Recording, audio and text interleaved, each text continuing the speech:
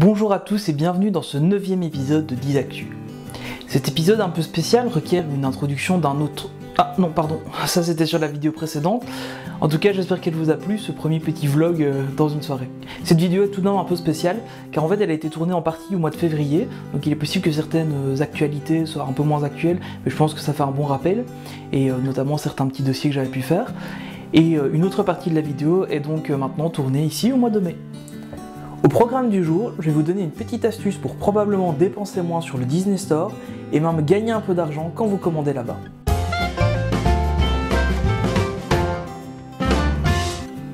Mais tout d'abord, commençons par le chapitre audiovisuel qui est très riche en ce moment.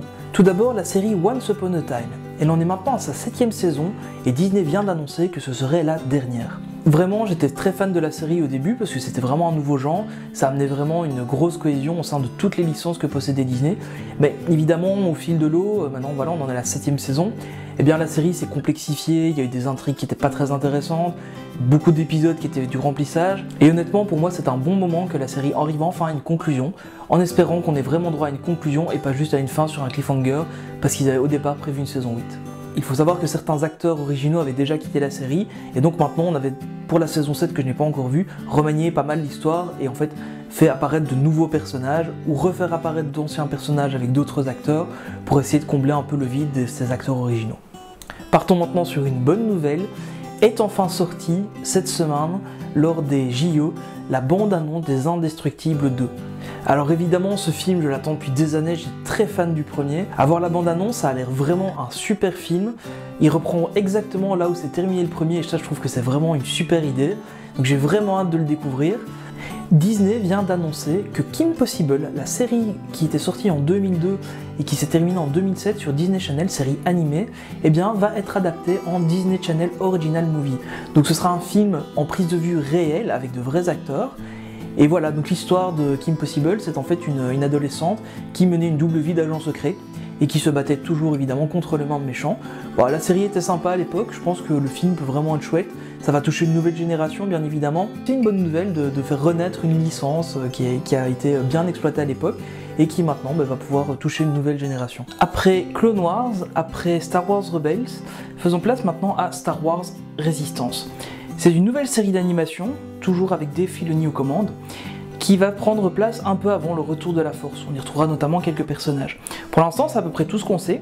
L'inspiration de cette série, Dave Filoni a été la chercher auprès de son grand-père qui était pilote durant la Seconde Guerre mondiale, et donc on peut s'attendre à vraiment avoir un focus sur quelques pilotes de la Résistance durant ces années précédant le réveil de la Force. La série débutera à l'automne aux États-Unis, probablement quelques semaines plus tard en version française, sur Disney XD. Et maintenant, le gros morceau de l'actualité audiovisuelle, c'est la plateforme de streaming de Disney qui sera disponible en 2019. On a enfin eu plus de précisions sur cette nouvelle plateforme. On ne sait pas encore exactement quand elle sortira, on ne sait pas non plus combien coûtera l'abonnement mensuel, mais par contre ce qu'on sait c'est que les séries Marvel Netflix resteront sur Netflix.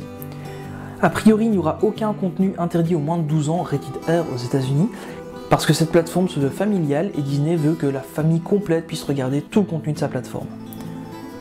Dans un premier temps, cette plateforme sera mise en place aux USA dans une période de test et après sera déployée au reste du monde. Comme souvent, on est un peu à la traîne en Europe pour recevoir ce genre de nouvelles plateformes. Toutes les productions plus adultes, telles que les films justement interdits aux moins de 12 ans, aux moins de 16 ans, etc., se retrouveront probablement sur Hulu, l'autre plateforme de streaming que Disney maintenant détient en majorité grâce au rachat de la Fox. Les rumeurs parlent déjà de 4 à 5 films inédits qui sortiront spécifiquement pour cette nouvelle plateforme de streaming, qui n'a pas encore de nom d'ailleurs. On parle aussi de 4 à 5 séries nouvelles aussi, qui sortiront au lancement de la plateforme et qui ont un budget avoisinant celui de Game of Thrones. Ça vous donne déjà une bonne idée de la qualité et de l'envie que Disney va mettre dans ces nouvelles séries. Il y a aussi 2 films qui étaient prévus de sortir au cinéma que Disney se garde sous le coude pour le lancer en même temps que sa plateforme. C'est Magic Camp et Noël avec Anna Kendrick. On avait déjà vu je pense quelques bandes annonces, si j'en retrouve une je vous mettrai un lien. Et donc voilà, ces 2 films qui étaient prévus pour le cinéma qui sortiront directement. On pense aussi que Netflix l'avait fait avec Cloverfield Paradox, où ils ont annoncé une bande annonce. Et ils l'ont sorti directement sur leur plateforme. Concernant les séries, on parle de différentes rumeurs, notamment une série sur High School Musical, probablement une ou plusieurs séries Marvel, et plusieurs séries sur Star Wars. On parle aussi d'une série animée sur Monstres et compagnie. Je pense que ça peut être très sympa, c'est une bonne licence. Concernant les films qui seront disponibles sur cette plateforme au lancement, on parle de livre Merlin qui serait adapté en film ou d'une adaptation de Merlin l'Enchanteur, le dessin animé de Disney. On ne sait pas encore exactement, probablement peut-être une convergence des deux. Il faut savoir que les livres Merlin ont un gros succès et Disney avait déjà racheté il y a quelques temps les droits pour l'adapter au cinéma. Passons maintenant à l'actualité des parcs Disney. Tout d'abord, rendez-vous en Floride, à Walt Disney World, où nous venons d'apprendre que sera inaugurée le 30 juin 2018 la nouvelle zone Toy Story Playland. On a eu la chance d'avoir la première zone Toy Story Playland ici à Paris avec quelques attractions. La seconde a ouvert à Hong Kong, une troisième est prévue maintenant pour Shanghai et la quatrième sera bientôt inaugurée donc le 30 juin à Walt Disney World. Évidemment, ici je vous montre un concept art, elle est beaucoup plus grande que celle de Paris, il y a beaucoup plus d'espace et il y a beaucoup plus d'investissement. Et on a donc un roller coaster Slinky Dog qui reprend un peu les codes du petit manège Slinky Dog qu'on a ici à Paris, mais qui évidemment est beaucoup plus grand et fait beaucoup plus envie. On voit vraiment que Disney capitalise sur cette licence Toy Story Playland. Je pense que c'est une bonne chose parce que voilà, c'est un monde très enfantin et c'est vraiment sympathique d'être à la taille d'un jouet, ça rend vraiment bien. Donc j'ai vraiment hâte de découvrir comment ce sera en vrai et de voir des premières reviews de cette nouvelle zone à Walt Disney World. Et enfin, l'astuce du jour, je vous présente le site iGraal. Ce site est en fait un site de cashback. On a notamment accès sur ce site à un cashback quasi permanent sur le Disney Store. On a droit à 2,5% de cashback sur tous les achats effectués sur le Disney Store. On a aussi accès à tous les bons de réduction en un seul endroit. Et il y a aussi parfois des cashbacks sur Disneyland Paris. Un site de cashback, comment ça se passe? Eh bien en fait il suffit de passer sur ce site avant d'aller sur le site vers lequel on veut acheter, par exemple dans ce cas-ci Disney Store. Et en fait automatiquement, une fois qu'on aura validé une commande Disney Store par exemple, eh bien on récupérera 2,5% de la somme dépensée dans notre compte iGraal dans ce cas-ci. Cela permet donc d'avoir l'équivalent d'une réduction de 2,5% supplémentaire sur ce qu'on peut acheter sur le Disney Store ou sur tous les autres sites, parce qu'il y a énormément de sites sur iGraal, sur tous les autres sites dont iGraal est partenaire. N'hésitez pas à utiliser le lien qui se trouve en description pour vous rendre sur le site. Moi ça me fera gagner un tout petit peu d'argent, vraiment pas grand chose. Bah bon voilà, c'est toujours ça de prix, hein. Je préfère que vous passiez par ce lien là que d'aller directement sur le site. Et pour vous aussi, vous aurez droit à un bonus lors de votre inscription, donc c'est gagnant-gagnant pour tout le monde. Et puis rapidement une petite actu de la chaîne. Donc voilà, comme vous avez pu le voir, j'ai commencé à faire des petites vidéos sur les restaurants, sur les hôtels.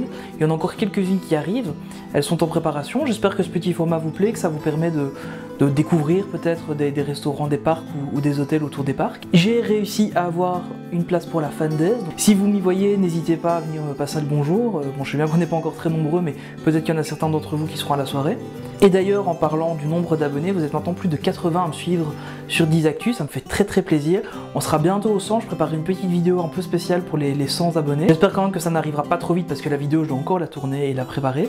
Mais bon, voilà, on y est bientôt. Je tenais vraiment à vous remercier pour ça. À la base, je faisais vraiment juste ça pour m'amuser un peu. Et puis, ça commence à prendre un peu d'ampleur. J'ai eu l'occasion de faire un podcast avec les amis de Rien que d'y penser. Ça a vraiment été une super expérience pour moi. Voilà, ce 9e épisode de 10 Actus est maintenant terminé. Si cet épisode vous a plu, n'hésitez pas à laisser un petit like et à le partager, à vous abonner à la chaîne. Et moi, je vous donne rendez-vous dans une prochaine vidéo. Salut!